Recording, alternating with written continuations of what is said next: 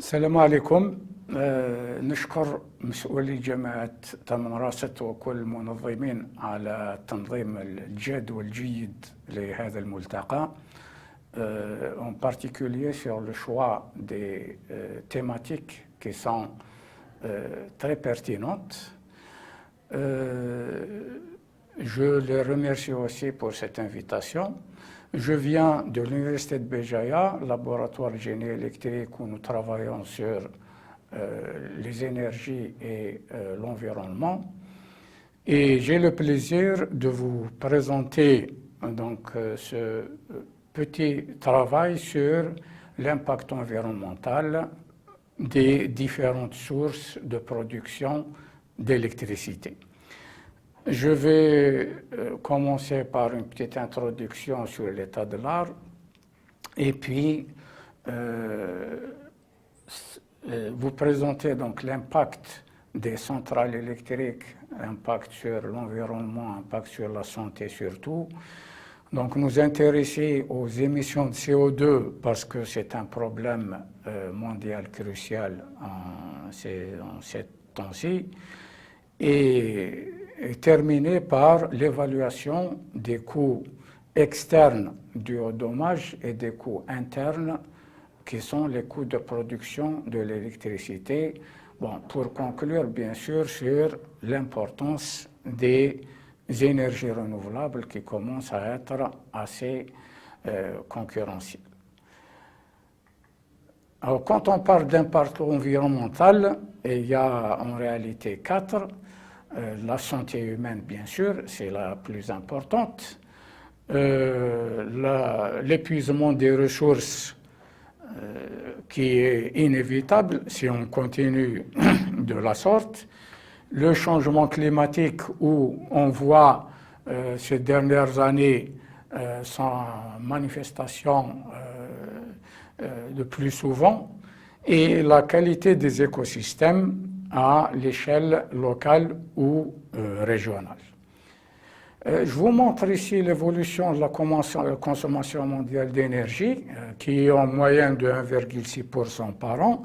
Donc vous voyez l'évolution depuis l'Antiquité et juste pour avoir une idée, en 2010, donc nous consommons uniquement 1 sur 8 millième de l'énergie solaire disponible. Ça veut dire que c'est pratiquement négligeable. Même lorsque la Terre atteindra aux alentours de 10 milliards d'habitants, bon, ça sera à peu près pour après-demain, on aura atteint en termes de besoins en énergie 1 millième de l'énergie solaire. Donc pour vous dire un petit peu que c'est une ressource vraiment inépuisable. En termes d'approvisionnement énergétique par filière, donc nous pouvons voir que les fossiles, donc le pétrole, le gaz et le charbon, représentent donc la part du lion.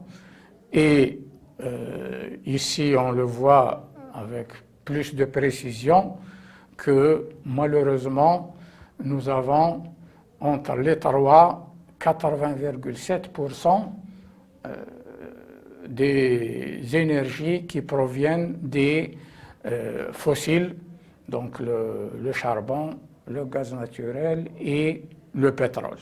Et malheureusement aussi, là, nous n'avons que 2,4% du renouvelable.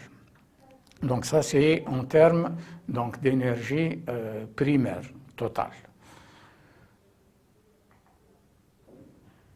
Alors pour cette consommation, elle est très mal répartie. Donc nous avons une moyenne mondiale de 60 kWh par jour, mais la disparité est que un Africain avec 14 kWh par jour ne consomme que 20 fois moins qu'un Américain avec ses 270 kWh par jour. Donc là, il y a une très grande différence. Bien sûr, la consommation, elle est en phase avec le développement.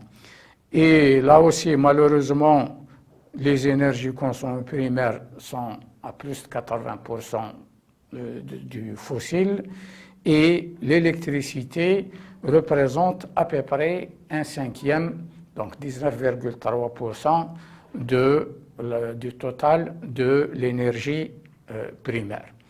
Bon, on va voir qu'en termes de pollution, elle va représenter beaucoup plus que 19%.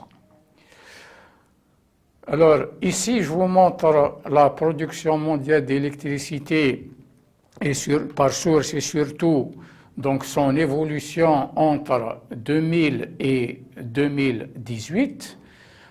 Là, ce qui est encourageant, c'est que le pétrole a diminué de 34%. Il y a encore le charbon et le gaz qui ont augmenté. Mais surtout, ce qui est le plus encourageant, c'est ces énergies renouvelables qui augmentent à des pourcentages vraiment très très grands. Pour le solaire photovoltaïque, c'est 69 200%. Donc de même pour l'éolienne, le solaire thermique, bon, toutes les autres ont bien sûr augmenté. Alors pour l'évolution de ces différentes filières, donc ces dernières années, donc depuis de 2010 à 2020, donc on voit quand même que ce qui est important et encourageant, c'est le renouvelable qui augmente d'une façon significative, le gaz qui est quasiment constant. Par contre, donc pour l'électricité à partir du charbon et du nucléaire, il est en régression et c'est tant mieux, bien sûr. Alors, les impacts sur des centrales électriques maintenant sur l'environnement et la santé. Alors comment elle se fait? Bon, bien sûr, c'est à partir des émissions de polluants. Donc à partir des polluants qui sont émis en fonction de leur concentration et de leur dispersion, elles agissent sur la santé humaine en termes de morbidité et de mortalité, parce que les deux ont un coût, que ce soit l'hospitalisation ou la perte de vie humaine, et les impacts sur l'environnement en termes, bien sûr, des cultures, les pluies acides, les forêts, les lacs, etc.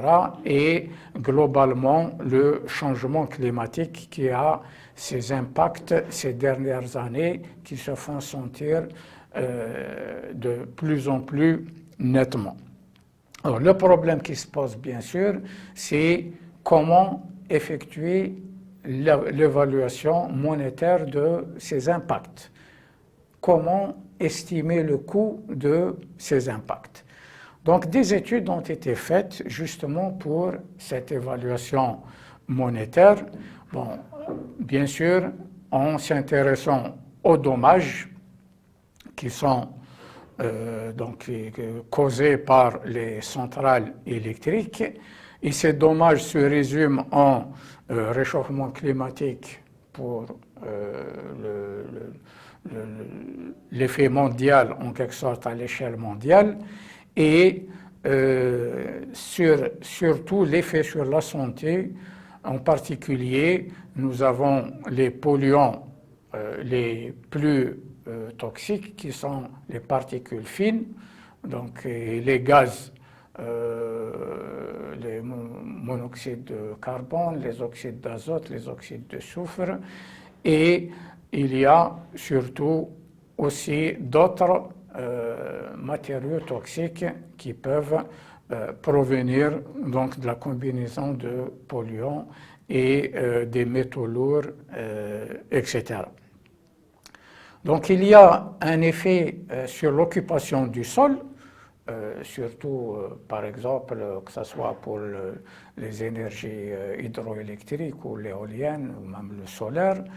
Il y a les effets sur la dégradation du patrimoine bâti sur les bâtiments, sur la biodiversité et sur même les sites touristiques, etc.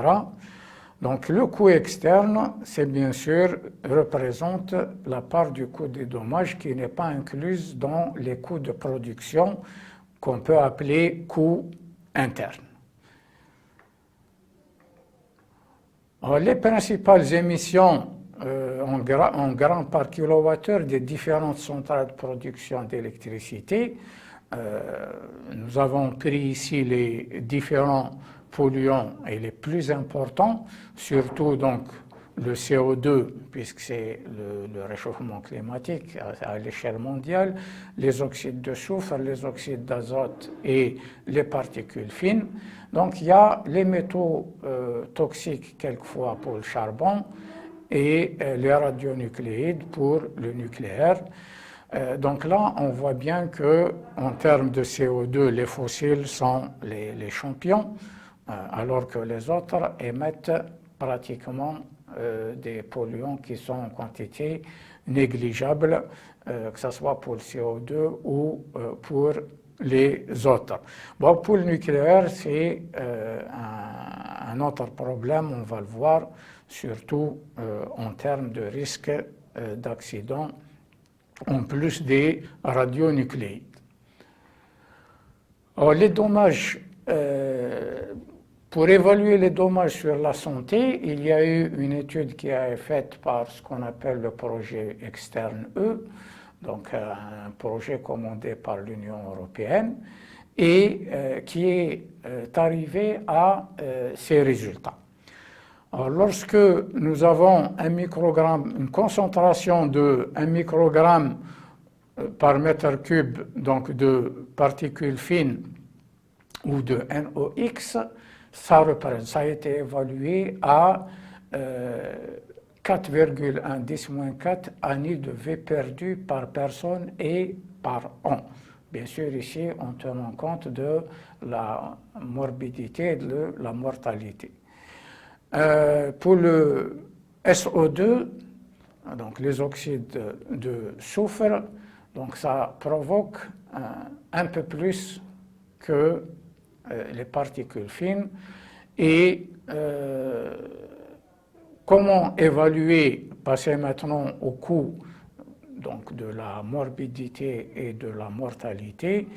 Donc les Européens ont évalué le coût d'une vie. Une vie perdue vaut 84 000 €, donc calculé à partir de la valeur de la vie qui est de 3,1 millions d'euros.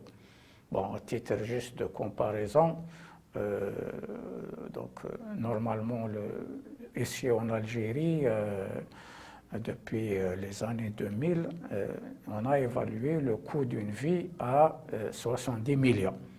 Et je pense que cette année, c'était pour indemniser tout ce qui était décédé dans des conditions, accidents, etc. Bon, je pense que cette année, ça a été réévalué à 100 millions de centimes avec les derniers incendies.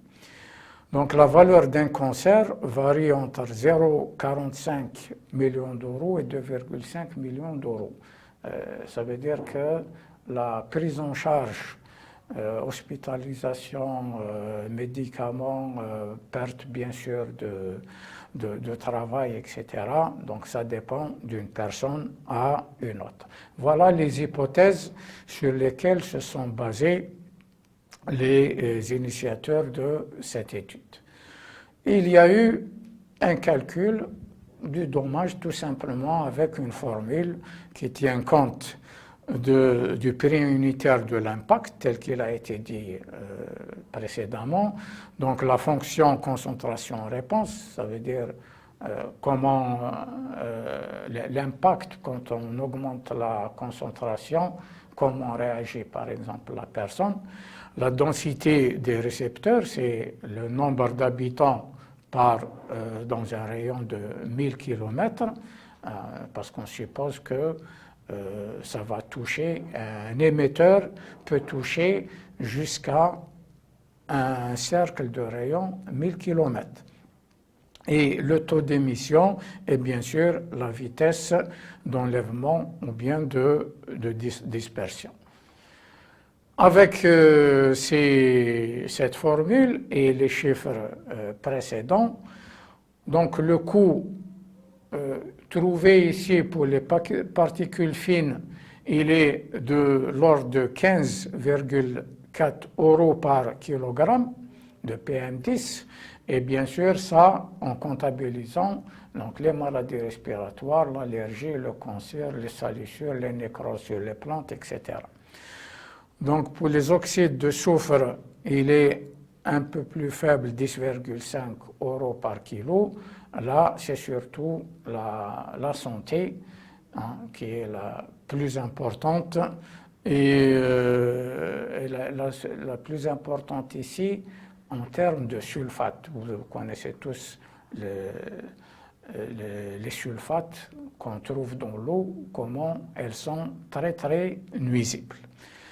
Et les oxydes d'azote avec 16 € par kilogramme et qui sont aussi donc, concentrés sur l'effet sur la santé avec les nitrates. Vous regardez par exemple l'étiquette d'une bouteille d'eau, vous allez trouver le maximum pour les sulfates et les nitrates, sinon au-delà de ce seuil, bien sûr, l'eau ne doit pas être consommée. Et le CO2, bon là, je n'ai pas mis le coup parce qu'on va le voir après, c'est important et il y a beaucoup de discussions sur ça au niveau mondial, et surtout c'est l'effet sur le réchauffement climatique et un effet à l'échelle planétaire. Justement pour le CO2, puisque c'est pas facile à évaluer et qu'il n'y a pas d'impact direct sur la santé, l'impact avec le réchauffement climatique, il est difficilement évaluable. Donc, je vous montre ici l'évolution du CO2 depuis 400 000 ans avant Jésus-Christ en quelque sorte. Et vous voyez qu'il y a toujours des pics. Donc, ça augmente, ça diminue, ça augmente, c'est diminue parce qu'il y a des glaciations, donc il y a des périodes, mais ça ne dépasse pas un seuil. Il reste toujours en dessous d'un seuil. Et le problème, c'est que à partir des années 2000, on voit ici une ascension très très accrue ici. On voit une pente importante, donc on a dépassé le seuil naturel plusieurs fois millénaires et on tend vers maintenant de ceux qui représentent un danger pour la planète. Et l'objectif des différentes conférences comme la COP21 et les autres, c'est stabiliser les émissions à 13 gigatonnes par an et stabiliser autour ici de 450 ppm, donc un maximum qu'il ne faut pas dépasser. À titre d'exemple, en 2016, c'était à 403 ppm. Et limiter, bien sûr, la hausse de température à 2 degrés, ce qui est donc déjà un objectif relativement difficile à atteindre, mais indispensable pour la continuité de la vie. Alors pour le CO2, pour voir juste la liaison ou la relation avec les activités humaines, donc on voit ici son évolution de 90 à 2020, donc en constante augmentation, sauf ici, vous le voyez en 2020, il y a une diminution à cause de la Covid-19. Donc le ralentissement des activités économiques et le confinement a fait que donc le CO2 a diminué. Bon, bien sûr, il y a aussi quelques efforts qui ont été consentis par différents pays. Alors, d'où proviennent les émissions mondiales de gaz à effet de serre? Donc, on voit que malheureusement la production d'énergie et son utilisation représentent plus de 70% de la provenance. Et donc, il y a la production. Donc, j'ai dit tout à l'heure que l'industrie de l'énergie est la plus polluante en termes de CO2. Effectivement, là, elle représente quand même 27%.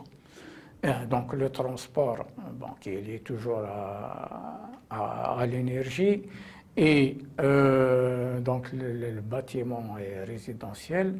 Et là, on voit que l'industrie qui est assez aussi émettrice de CO2, il n'y a que pratiquement la déforestation qui est pas toujours naturelle, mais c'est l'homme qui aussi a l'origine. Alors maintenant, pour les dommages causés par le CO2, c'est difficile de l'évaluer parce que ce n'est pas très localisé, puisque c'est à l'échelle planétaire. On ne sait pas celui qui émet, est-ce qu'il est responsable au niveau mondial ou est-ce qu'il est responsable au niveau de son pays. En général, les différentes études qui ont été faites peuvent osciller entre 10 jusqu'à 200 € par tonne de CO2, donc des plus optimistes aux plus pessimistes. Et le plus grand problème aussi, c'est que qui va payer. Il y a le dicton, en quelque sorte, le fameux principe pollueur-payeur, mais qui va payer et à qui il doit le payer. Est-ce que c'est uniquement là où il est émis ou bien ailleurs? Et est-ce que c'est le même impôt aussi avec les fluctuations donc, du prix du pétrole? Parce que ce n'est pas la même chose quand on est à 20, 30, même 50 $ le baril ou quand il monte à 150. Donc là, il y a eu 22 études qui ont été publiées et en les exploitant, voilà, on a trouvé une moyenne avoisinant les 40 € par tonne de CO2, qui est un coût en quelque sorte assez raisonnable, mais bien sûr qui est très important. Pour le nucléaire, donc malheureusement, il y a des dommages qui ne peuvent pas être facilement chiffrés parce qu'on a vu qu'il n'y a pas d'émissions de polluants, sauf les radionucléides, mais il y a le plus grand problème, c'est le risque d'accident. Donc, quand un accident arrive, et combien ça va revenir. Alors, et là, il y a toujours matière à discuter en fonction d'où on se place. Donc, les pays qui sont défenseurs de l'électricité nucléaire, par exemple, comme la France en tête, minimisent, eux, les coûts même des accidents. Bon, il y a d'autres, au contraire, ils essayent quand même de leur donner un important... ils essaient d'évaluer l'accident quand même à sa juste valeur. Hein. Par exemple, ici, donc ça peut aller de 0,5 à 4 € par mégawattheure. Et malheureusement, quand il s'agit de l'accident, c'est là où les gens ne sont pas d'accord Donc ils disent que la probabilité d'un accident, c'est 10-5 par an, c'est très très faible, pratiquement c'est négligeable, et que le coût de l'accident peut aller de 3 000 à 21 000 milliards d'euros. Juste pour le dernier accident, le plus dangereux, le plus dévastateur, c'est celui de Fukushima. Alors, ça a été évalué puisque maintenant c'est arrivé. Donc là, vous voyez que déjà, il y a eu un collège de professeurs qui l'ont estimé à 83 gigaeuros, alors que Greenpeace, l'association Greenpeace, lui, elle l'a évalué à 130 gigaeuros. Donc là, vous voyez qu'il y a une différence quand même assez substantielle. Alors, pour les Français qui sont très défenseurs du nucléaire, ils minimisent à un coût de 2 euros par mégawattheure. Et on trouve, bien sûr, en additionnant les différents coûts des différents polluants, donc là j'ai fait la somme et je trouve ces coûts. Donc pour les centrales à charbon, c'est un coût externe de 233 euros par mégawattheure. Vient après le pétrole, donc ils sont énormes. Et les autres sont relativement acceptables, donc les centrales à gaz, en biomasse. Et là, on voit que la moins chère en termes de coût externe, donc celle qui cause le moins de dommages, c'est l'hydroélectrique. Parce que l'hydroélectrique, c'est surtout l'occupation du sol qui est importante. Bon, pour le nucléaire, c'est difficile de prendre un chiffre. Donc on a dit que les études sont très disparates. Bon, là, il y a les Européens qui ont fait une autre étude récente, donc en 2015, qui l'ont estimé à 6 euros par mégawattheure. Et bon, je pense que les autres ont été pratiquement respectés, sauf que là, ils ont surestimé le photovoltaïque, soi-disant qu'il a des effets plus que le nucléaire. Alors voilà, ce qui a été dit, donc, c'est pour les coûts externes, sur le coût des dommages. Alors juste pour faire une comparaison, on va essayer de voir les coûts de production donc, par filière et rajouter avec les coûts externes pour faire une comparaison complète. Et les coûts de production, bien sûr, tiennent compte de l'investissement initial, doivent tenir compte aussi donc, de l'exploitation et de la maintenance et du combustible quand il y en a, donc du niveau de production et de la durée de vie de l'exploitation de la centrale. Voilà, donc j'ai pris 3 exemples ici, 3 centrales, 3 filières différentes. Donc la première, donc, c'est une centrale thermique avec le rendement, donc l'investissement est estimé à 500 euros par kilowatt, une durée de vie de 20 ans, un prix à peu près à 4,1 centimes euros par kilowattheure. Et en tenant compte du rendement et du fonctionnement durant les 20 ans, on arrive à trouver 12,5 centimes d'euros par kilowattheure. Donc on additionne le tout, donc ce qui est investissement plus carburant, etc. Et bien sûr, dans notre cas ici, donc le coût du combustible est dominante par rapport au coût de l'investissement. Donc on va voir que pour les autres, les énergies renouvelables, c'est le contraire. Alors si on prend un deuxième exemple donc d'une ferme éolienne, là pour avoir une idée, la plus grande centrale au monde, elle est en Angleterre, avec 300 turbines en mer du Nord et quand même qui permet donc d'alimenter 1,6 million de foyers. Alors, le coût d'investissement, donc c'est 3 900 euros par kilowatt. Bien sûr, c'est 7 milliards d'euros, mais sur 20 ans, ça revient à 3 900.